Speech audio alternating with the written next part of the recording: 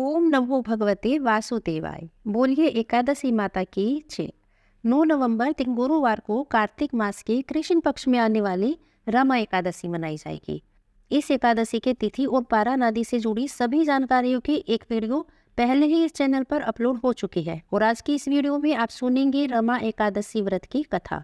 एक समय धर्मराज युधिष्ठिर ने भगवान श्री कृष्ण से कहा कि हे भगवान, कार्तिक कृष्ण की एकादशी का क्या नाम है, इसकी विधि क्या है, इसके करने से क्या पुण्य फल प्राप्त होता है, यह सब आप मुझे विस्तार से बताइए। तब भगवान श्री कृष्ण बोले कि कार्तिक कृष्ण पक्ष की एकादशी का नाम रमा है, जो बड़े बड़े पापों का नाश करने वाली है। मैं तुमसे इसका महात्म्य कहता हूँ, ध्यान पूर्वक सुनो। हे राजन, प्राचीन काल में मुचुकुंद नाम का एक राजा था।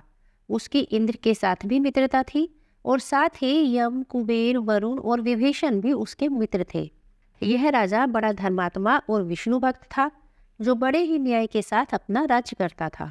उस राजा की एक कन्या थी जिसका नाम चंद्रभागा था।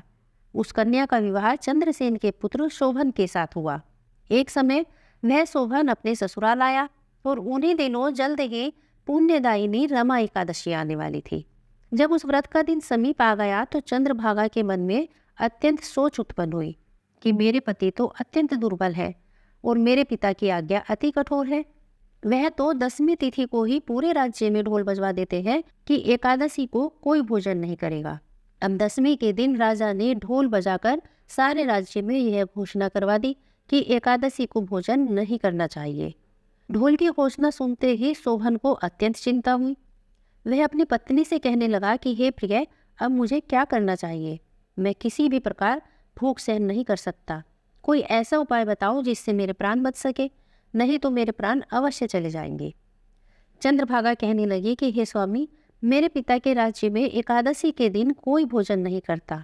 यहाँ तक कि हाथी, घोड़ा, ऊंट, बिल्ली, गौ आदि भी तृण, अन्न, जल आदि ग्रहण नहीं करते। फिर मनुष्य का तो कहना ही क्या है। यदि आप एकादशी के दिन भोजन करना चाहते हैं तो उस दिन किसी दूसरे स्थान पर चले जाइए, क्योंकि यदि आप यहीं रहना चाहते हैं तो आपको यह व्रत अवश्य करना पड़ेगा। ऐसा सुनकर शोभन कहने लगा कि हे प्रिय, मैं यह व्रत अवश्य करूँगा। अब जो भाग्य में होगा देखा जाएगा। ऐसा सोचकर उस शोभन ने व्रत रख लिया, परंतु वह भूख और प्यास से पीड़ित होने लगा।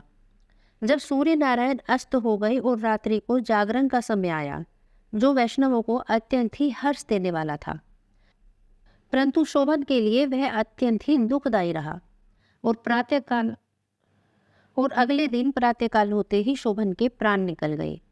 तब राजा ने सुगंधित काष्ठ से उसका दाह संस्कार करवाया, परंतु चंद्रभागा ने अपने पिता की आज्ञा से अपने शरीर को दग्ध नहीं किया और शोभन की अंत्येष्टि क्रिया के बाद अपने पिता के घर में ही रहने लगी। रमा एकादशी के प्रभाव से शोभन को मंदराचल पर्वत पर धन धान्य से युक्त और शत्रुओं से रहित एक सुंदर देवनगर प्राप्त हुआ। वह अत्यंत सुंदर रत्नों और वैदुर्य मणि जटित स्वर्ण के खंभों पर निर्मित अनेक प्रकार के स्फटिक मणियों से सुशोभित भवन में बहुमूल्य वस्त्र, आभूषणों तथा छत्र और चवर से विभूषित गंधर्व और अप्सराओं से युक्त सिंहासन पर आरूढ़ होकर ऐसा शोभायमान हो रहा था मानो दूसरा इंद्र विराजमान हो। कुछ समय बाद ही मुचुकुंद नगर में रहने वाले एक सोम शर्मा नामक ब्राह्मण तीर्थ यात्रा करते हुए घूमते घूमते उधर जा निकले और उन्होंने शोभन को पहचान लिया कि यह तो हमारे राजा का जमाई शोभन है। वह उसके निकट गया। शोभन ने भी उसे पहचानकर अपने आसन से उठकर उसके पास आया और उसे प्रणाम आदि करके उसकी कुशल क्षेम पूछी। तब उस ब्राह्मण ने कहा कि राजा मुचुकुंद और आपकी पत्नी कुशल से है, नगर में भी सब प्रकार से कुशल है, परंतु हे राजन, हमें आश्चर्य हो रहा है। आप अपना सब वृत्तांत कहिए कि ऐसा सुंदर नगर जो न कभी किसी ने देखा है और न सुना है, आपको कैसे प्राप्त हुआ। तब शोभन बोला कि कार्तिक कृष्ण की रमा एकादशी का व्रत करने से मुझे यह नगर प्राप्त हुआ, परंतु यह नगर अस्थिर है। हे ब्राह्मण, यह नगर स्थिर हो जाए वैसा उपाय आप कीजिए। तब वह ब्राह्मण कहने लगा कि हे राजन, यह स्थिर क्यों नहीं है और यह स्थिर कैसे हो सकता है? आप मुझे बताइए, मैं वह उपाय अवश्य करूँगा। मेरी इस बात को आप मिथ्या मत समझिएगा। तब शोभन ने कहा कि मैंने इस व्रत को श्रद्धा रहित होकर किया था, इसलिए यह सब कुछ अस्थिर है। यदि आप मुचुकुंद की कन्या चंद्रभागा को यह सारा वरदान बता दे तो यह स्थिर हो सकता है। ऐसा सुनकर उस श्रेष्ठ ब्राह्मण ने अपने नगर लौटकर चंद्रभागा से सारा वृत्तांत कह सुनाया। उस ब्राह्मण के मुख से यह सब सुनकर चंद्रभागा बहुत प्रसन्न हुई और ब्राह्मण से कहने लगी कि हे ब्राह्मण, ये सब बातें आपने प्रत्यक्ष देखी है या आप स्वप्न की बातें कर रहे हैं?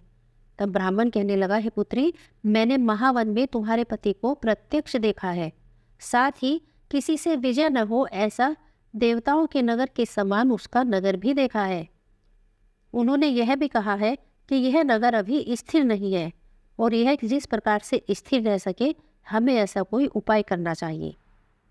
चंद्रभागा कहने लगी कि हे ब्राह्मण, तुम मुझे वहाँ ले चलो। मुझे अपने पतिदेव के दर्शन की तीव्र लालसा हो रही है। मैं अपने किए हुए पुण्य से उस नगर को स्थिर बना दूंगी। आप ऐसा कार्य कीजिए जिससे उनका और हमारा मिलन हो, क्योंकि वियोगियों को मिला देना भी एक महान पुण्य का काम होता है। सोम शर्मा यह बात सुनकर चंद्रभागा को लेकर मंद्राचल पर्वत के समीप वामदेव ऋषि के आश्रम पर गया। वामदेव जी ने सारी बात सुनकर वेद मंत्रों के उच्चारण से चंद्रभागा का अभिषेक कर दिया। तब ऋषि मंत्र के प्रभाव और एकादशी के व्रत के प्रभाव से चंद्रभागा का शरीर दिव्य हो गया और वह दिव्य गति को प्राप्त हो गई। इसके बाद बड़ी प्रसन्नता के साथ वह अपने पति के निकट गई। अपनी प्रिय पत्नी को आते देखकर शोभन भी बहुत प्रसन्न हुआ और उसे बुलाकर उसने अपनी बाईं तरफ बिठा लिया। चंद्रभागा कहने लगी कि हे प्राणनाथ, आप मेरे पुण्यों को ग्रहण कीजिए। अपने पिता के घर जब मैं 8 वर्ष की थी तभी से विधि पूर्वक एकादशी के व्रत को श्रद्धा पूर्वक करती आ रही हूँ। इस पुण्य के प्रताप से आपका यह नगर स्थिर हो जाएगा तथा समस्त कर्मों से युक्त होकर प्रलय के अंत तक रहेगा। इस प्रकार चंद्रभागा ने दिव्य आभूषणों और वस्त्रों से सुसज्जित होकर अपने पति के साथ आनंद पूर्वक रहने लगी। हे राजन, यह मैंने रमा एकादशी का महात्म्य तुमसे कहा है। जो भी मनुष्य इस व्रत को करते हैं उनके ब्रह्म हत्या जैसे समस्त पाप भी नष्ट हो जाते हैं। कृष्ण पक्ष और शुक्ल पक्ष दोनों की एकादशियां समान होती हैं, इनमें कोई भेदभाव नहीं है। दोनों ही एकादशी समान फल देती है। जो मनुष्य इस महात्म्य को पढ़ते अथवा सुनते हैं वे समस्त पापों से छूटकर विष्णु लोक को प्राप्त होते हैं। बोलिए एकादशी माता की जय, भगवान वासुदेव की जय।